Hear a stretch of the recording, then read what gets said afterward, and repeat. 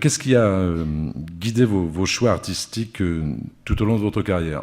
En d'autres termes, est-ce que l'art est une nécessité vitale, et pas seulement pour vous, mais pour le restant de l'humanité? Moi, je que oui, mais ce qui a guidé mes choix, bon, il faut peut-être que je raconte un peu mon histoire. J'ai commencé, petite fille née dans l'Arkansas, du sud des États-Unis, d'un père pasteur méthodiste, une mère institutrice, les gens assez pauvres, mais je ne savais pas. Parce Mais que, honnête. oui, on est honnête, mais parce que tout le monde autour de nous était aussi pauvre, encore plus peut-être. J'ai commencé la musique, je crois, déjà dans le ventre de ma mère, parce que j'ai commencé à chanter dès que je pouvais pousser vraiment un cri. Je chantais à l'église. Et la musique était quelque chose de très important dans ma vie. Mais j'étais aussi douée pour les mathématiques et les sciences. Et mes professeurs et mes parents un peu poussé dans ce chemin. C'était pas douloureux parce que j'aimais la mathématique, j'aime toujours.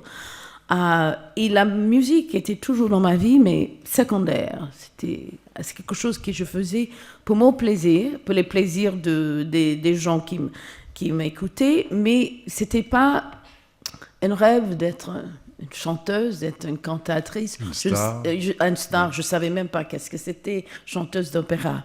Mais cette musique est restée vraiment avec moi. À l'âge de 12 ans, j'ai eu la chance de faire partie de chorale du lycée, parce que j'étais au collège. Les deux écoles étaient ensemble dans le même meuble, mais je n'avais pas le droit de chanter avec le choral avant d'entrer en lycée. Mais ils avaient un manque de soprane.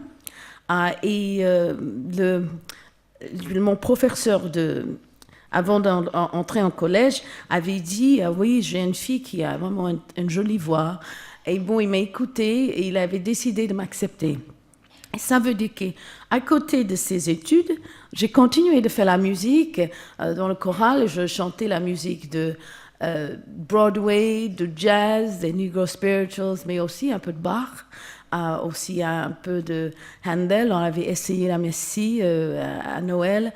Et j'ai même chanté mon premier opéra où je jouais le rôle d'un garçon.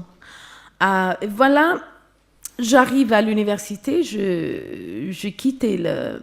j'entrais à l'université à l'âge de 16 ans, parce que petite, j'étais vraiment très intelligente.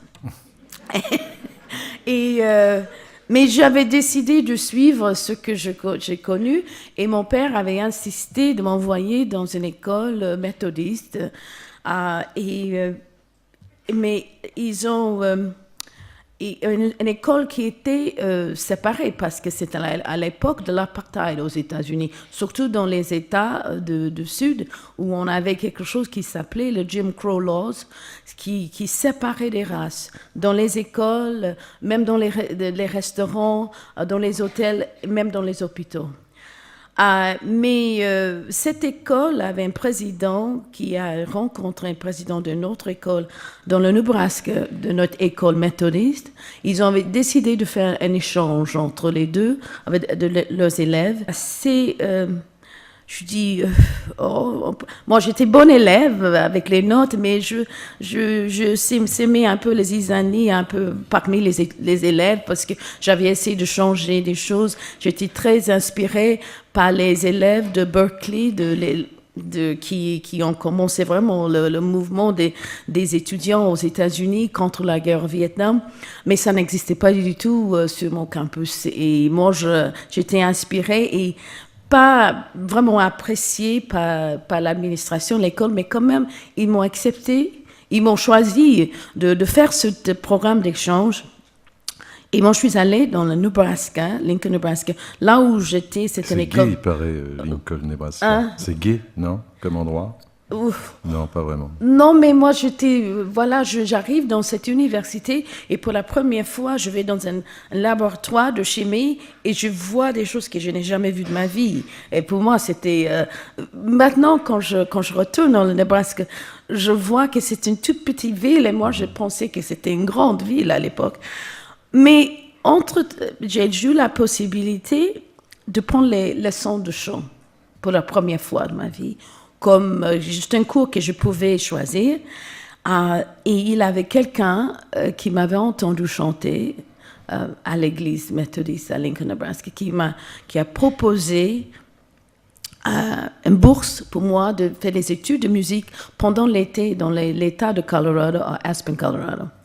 Et en même temps, mon professeur de chimie organique m'a proposé de faire des recherches dans le South Dakota en complex ion substitution. Je ne sais pas comment on dit ça en français. En tout cas, je ne le trouvais pas assez... Je dis, aller à Aspen, Colorado et chanter, étudier la musique pendant l'été, beaucoup plus drôle. Et bon, j'ai accepté. Et ça, c'était un tournant dans ma vie. Parce que j'ai passé 9 semaines, j'ai rencontré une femme qui est toujours très importante dans ma vie, qui est devenue mon professeur de chant, et qui m'a dit, si vous avez envie de venir à New York étudier à la Juilliard School, je vous accepte comme élève. C'est une école phénoménale. Juilliard Oui, exact. School, C'est considéré comme le meilleur... en tout cas, une des meilleures du monde. Et voilà, je dis, voilà, ce talent que oui, pour moi, c'était clair que je chantais un peu mieux que les autres, mais de penser de faire ça comme carrière ou d'essayer, vraiment, je n'ai jamais pensé sérieusement. Et voilà, une fois que je commençais ces études, j'étais reçue avec une bourse. Mais il faut que je retourne et dire que ces 9 semaines, je me suis trouvée dans un monde qui n'était pas étranger pour moi. Mais, le monde de la musique classique, de Mozart, de Bach, de Beethoven, ça je n'ai pas compris parce qu'il n'avait pas une raison. Mais j'avais décidé à ce moment, je dis, voilà, j'ai presque 20 ans, tout qui est en face de moi est vide. J'ai aucune idée, mais je crois que, à mon âge, je peux me permettre le luxe de sauter dans le vide et même pas réussir. Mais il y a quelque chose qui vous énerve, je le sais, c'est quand vous dites, oh là là, vous êtes noire, vous êtes une femme, vous êtes née dans l'Arkansas, en pleine ségrégation, donc c'est vraiment pas de chance. Et vous dites toujours, non, au contraire, c'est une sacrée chance dans la vie. Oui, c'était mes atouts d'être femme, d'être pauvre, de voir aussi, d'être avec les gens qui ont essayé de vivre leur vie avec toutes les difficultés, avec aussi l'héritage de l'esclavage. J'ai vu mes parents lutter avec ça, d'essayer de penser comme les êtres libres, mais ils ne pouvaient pas. Ils avaient une certaine peur pour eux-mêmes, mais aussi, surtout pour nous. Et moi, je voulais me libérer de cette peur. Mais comme je dis, c'était les atouts pour moi. Je ne suis pas même encore arrivée à répondre à la question. Mais je voulais expliquer ça pour dire que les choix, après avoir commencé la carrière, parce que j'ai commencé doucement, j'ai fait mes études à la Juilliard School, j'ai recommencé à zéro mes études de l'université, après avoir terminé les études, parce que je ne suis pas allée à New York tout de suite. Bon, je suis retournée à l'université parce que j'avais une année à compléter et j'ai eu mon diplôme. Mais quand je suis arrivée à New York, je lui dis voilà, c'est une chance, je vais essayer, je vais prendre tout que cette ville, que cette école, que ce professeur a à m'offrir. Et ça a marché. J'ai une toute petite question, on y répond très rapidement parce que j'aurais donné la parole au public. Vous auriez pu être prix Nobel de chimie ou de mathématiques ou je ne sais pas quoi, vous n'êtes que Barbara Hendricks. Et vous dites aussi autre chose qui m'épate beaucoup, vous dites la musique, ça peut contourner les cerveaux arrogants. C'est-à-dire qu'au fond, c'est une forme d'intelligence, enfin, qui est Oui, mais mais d'abord, il faut que j'ai pas encore répondu à la question. Oui, j'ai un conducteur, moi, il faut que je le suive. Qu'est-ce qu'il a qui forme les choix musicaux que je fais. Bon, en arrivant comme ça, aux filles de pasteur, même moi, je trouvais que j'étais assez... je luttais beaucoup en conflit contre mon père, qui était une bonne école d'apprendre de la vérité à l'autorité. C'était mon père, mais je l'osais le faire. Mais quand même, j'étais sa fille, et en arrivant à New York, je me dis, est-ce que vraiment j'ai le droit de faire quelque chose qui me donne un énorme plaisir comme métier?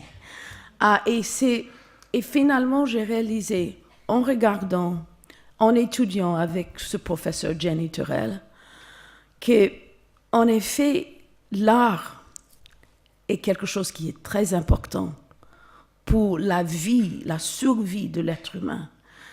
Et d'être artiste, de vouloir être artiste, ça veut dire d'être à la service de mon art et de mon talent.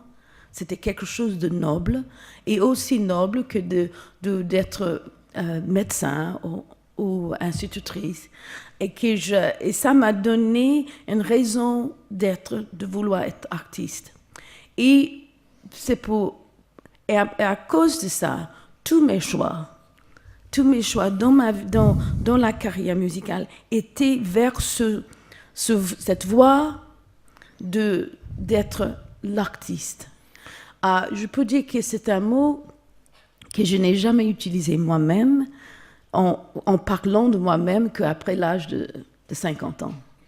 Moi, je n'ai jamais dit moi, l'artiste, parce que je me sens même aujourd'hui toujours en train de devenir, mais à partir de 50 ans, j'ai senti une certaine maîtrise qui m'a donné la permission d'utiliser ce mot. Et tous mes choix étaient faits dans ce sens-là. Est-ce que vous ne pensez pas dans la création contemporaine officielle, j'ai envie de dire, on entre aussi dans une sorte d'inhumanité ou de négation de la nature humaine? C'est-à-dire où on ne fait plus appel à l'esprit, mais on est plus dans le domaine de la réactivité, du réactif. On n'est plus tellement dans le domaine de la création, mais dans le domaine de la réaction. Et est-ce qu'on ne peut pas faire un parallèle entre une certaine dégradation humanitaire au niveau mondial et aussi, j'ai envie de dire, je ne retrouve pas Bach ou Mozart ou Beethoven ou Guillaume de Machaut quand je regarde ce qui se passe dans certains pays du monde, par exemple.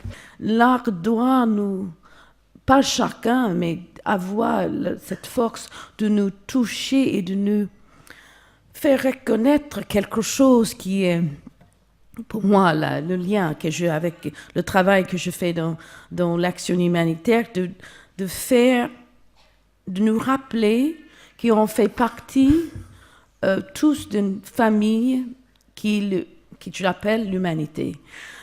Si je retourne un peu à mes racines sciences, je suis récemment très fascinée par la théorie des cordes, de string theory, qui veut dire que le début de tout, c'est une vibration. Et j'aime l'idée de cette corde qui vibre comme le commencement de tout, parce que moi, j'ai expérience pendant des concerts de public, et les musiciens qui entendent et qui font la musique, je dis en vibrant cette corde. Et que c'est là pour peut-être une petite partie d'une seconde on se rappelle qu'on fait partie de cette unité qui vient depuis le début, cette première vibration. Et c'est de là, à mon avis, d'où sort la Déclaration universelle des droits humains. Et c'est ça le lien, pour moi, entre les deux.